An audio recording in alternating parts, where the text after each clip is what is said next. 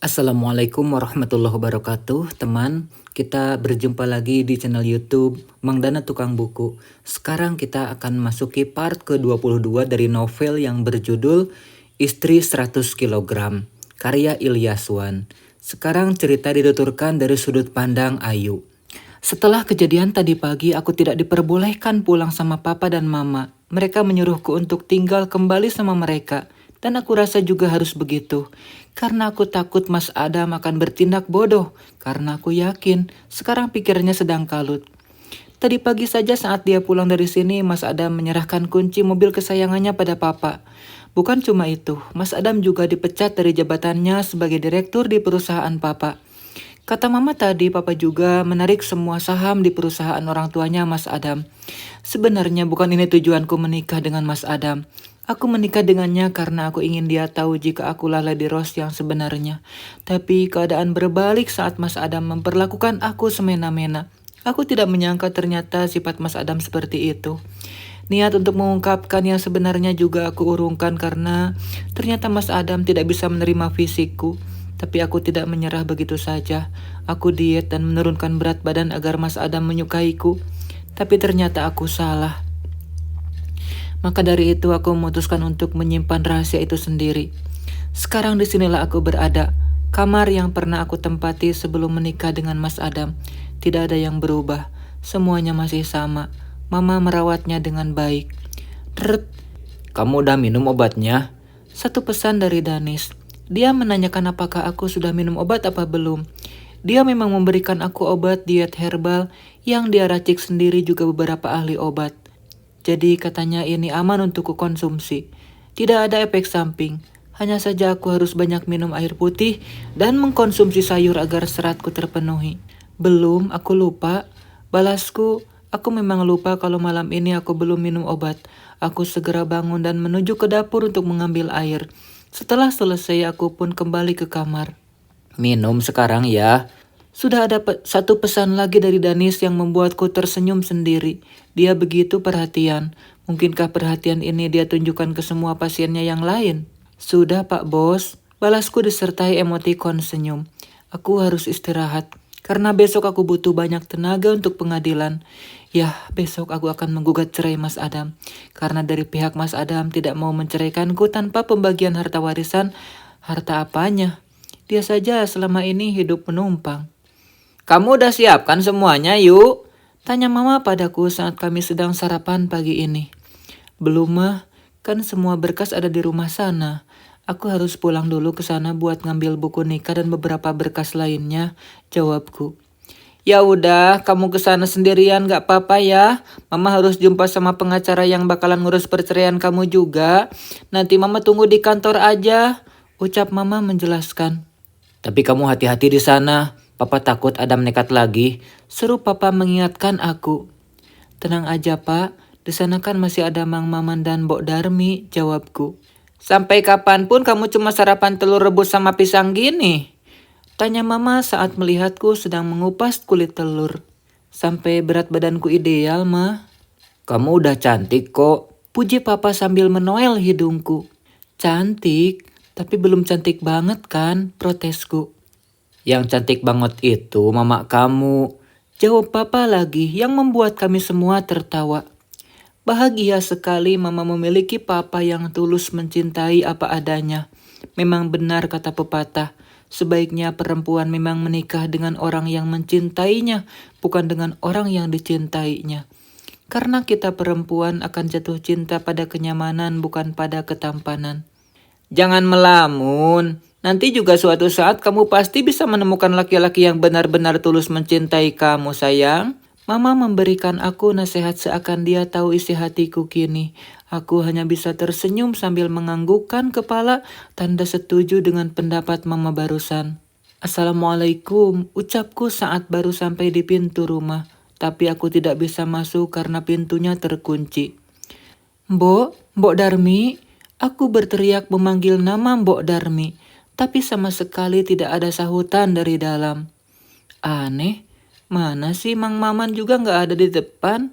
Gumamku sendiri, karena biasanya Mang Maman akan selalu berada di tempat satpam, kecuali memang ada pekerjaan mendadak di dalam rumah baru dia masuk. Tidak mungkin juga mereka pergi sedangkan gerbang depan terbuka lebar. Tok tok tok. Mbok, aku pulang. Aku mencoba mengetuk pintu lagi. Siapa tahu memang mereka ada di dalam. Klek, tiba-tiba pintu terbuka saat aku sudah akan pergi. Aku segera membalikkan badan dan terkejut melihat siapa yang membukakan pintu. Tante, desisku saat melihat mamanya Mas Adam yang membukakan pintu. Dia tersenyum sinis saat melihatku terkejut akan kehadirannya. Kenapa? Kaget? Tanyanya padaku yang masih mematung di tempat. Siapa Tan? Tiba-tiba terdengar suara Claudia dari dalam yang ikut menyusul kami yang berada di luar. Mereka berdiri di depan pintu seakan-akan akulah tamu di rumah ini. Biasa, ada tamu gak diundang. Jawab mamanya Mas Adam dan disambut senyum miring oleh Claudia. Tamu? Kalian gak salah. Kalianlah yang tamu di rumah ini. Seruku sambil masuk ke dalam rumah. Aku berjalan dan mendorong bahu mereka berdua. Mau kemana kamu? Teriak mamanya Mas Adam sambil menarik tanganku. Dia mencegahku untuk masuk ke rumahku sendiri. Aku mau masuk lah. Ini rumahku tante. Bentakku dengan menarik tanganku. Jangan kasar kamu sama orang tua Ayu. Ketus Claudia saat dia melihatku menyentak tangan mamanya Mas Adam keras. Dia yang mulai duluan, ujarku menunjuk ke arah mamanya Mas Adam. Hilang sudah rasa seganku untuk orang tuanya Mas Adam. Dasar wanita tidak tahu sopan santun, gini ternyata didikan orang tuamu. Ejek mamanya Mas Adam. Bicara masalah sopan santun, kayaknya kalian berdualah yang harus aku ajarkan untuk sopan santun dan tahu diri di rumah orang. Sindirku lagi. Mamanya Mas Adam terlihat sangat marah ketika aku berhasil menyentilnya. Dia tidak tahu bagaimana marahnya orang pendiam sepertiku. Baiklah, akan aku tunjukkan. Ini rumah anakku, jadi aku berhak kapan saja mau ke sini. Jadi kamu gak berhak larang saya. Teriak mamanya Mas Adam. Kapan anak Anda membeli rumah ini? Tanyaku sambil tersenyum sinis melihat ke arah Claudia dan mamanya Mas Adam. Sama saja, tidak ada bedanya. Sebentar lagi juga rumah ini akan jatuh ke tangan Adam. Setelah kalian bercerai, semua harta kamu juga harus dibagi dua dengan Adam. Jangan rakus kamu. Haha, saya rakus. Gak salah. Setelah mengatakan itu, aku langsung berbalik badan dan berjalan menuju ke kamar. Aku ingin mengambil beberapa berkas yang aku butuhkan untuk menggugat Mas Adam dan juga buku nikah. Mau kemana kamu? Tanpa menjawab, aku terus berjalan menuju ke kamar. Meski tanganku sempat ditarik beberapa kali oleh Claudia dan mamanya Mas Adam, tapi aku bisa menangani tenaga mereka berdua. Aku tercengang saat melihat kamarku. Kamar yang biasanya bersih dan rapi, sekarang malah seperti kapal pecah yang menabrak karang. Isi lemari semuanya berhamburan di lantai dan juga di atas kasur. Semua laci juga terlihat terbuka. Aku mengepalkan tanganku erat. Ini pasti ulah mereka berdua. Kalian apakan kamarku, hah? Teriakku tepat di depan wajah mereka berdua. Mereka terkejut saat melihatku marah. Keduanya saling senggol. Jawab. Oh, atau jangan-jangan kalian mau mencuri ya? Tanyaku membuat spekulasi. Gajah, enak aja nuduh-nuduh. Sahut Claudia marah saat aku menuduh mereka mencuri. Jadi kalau bukan pencuri, apa namanya buat orang yang masuk ke rumah dan mengacak-ngacak kamar orang lain? Aku segera berjalan ke arah dapur dan mengambil pisau panjang yang biasa aku gunakan untuk memotong daging. Aku berjalan pelan ke arah mereka. Terlihat sekali mereka ketakutan melihatku memegang pisau panjang. Mau apa kamu Ayu? Ucap Claudia gagap. Begitu juga mamanya Mas Adam. Mereka terlihat sangat panik sekarang. Mereka berjalan mundur ke belakang menghindariku yang terus berjalan ke hadapan mereka.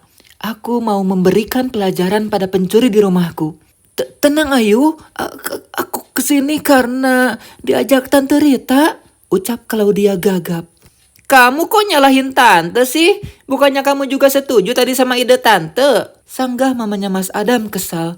Sekarang mereka malah menyalahkan satu sama lain. Diam, sekarang aku tanya. Mana Mbok Darmi dan Mang Maman? Tanyaku pada mereka. Udah saya pecat. Aku mamanya Mas Adam.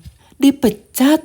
Kalian gak berhak mencat pembantuku. Ucapku marah. Biar hemat. Adam banyak mengeluarkan uang akhir-akhir ini. Mamanya Mas Adam memberikan alasan yang membuatku tertawa. Anakmu tidak pernah mengeluarkan uang untuk keperluan rumah ini. Uangnya habis untuk wanita itu. Ucapku sambil menunjuk ke arah Claudia dengan menggunakan pisau. Ada apa ini? Ayo, kamu mau ngapain? Tiba-tiba Mas Adam datang dan terkejut melihat keadaanku yang sedang menodongkan pisau ke arah kedua perempuannya. Adam, tolong kami Adam. Ayo udah gila. Teriak mamanya Mas Adam yang lari ke belakang punggungnya Mas Adam. Kamu mau bunuh mamaku? Bentak Mas Adam. Iya, karena mereka udah mencuri di rumahku. Mereka juga memecat Mbok Darmi dan Mang Maman. Lihatlah kamarku.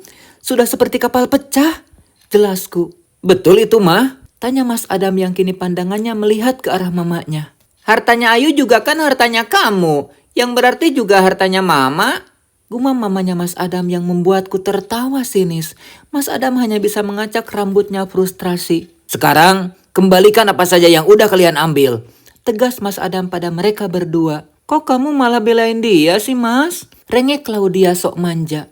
Iya, kamu mau durhaka sama Mama. Kembalikan atau aku pukul pakai pisau, teriakku lagi. Nih, mamanya Mas Adam dan Claudia akhirnya mengeluarkan beberapa perhiasanku dari dalam tas mereka. Beginikah kelakuan keluarga laki-laki yang aku cintai dari dulu? Astagfirullah.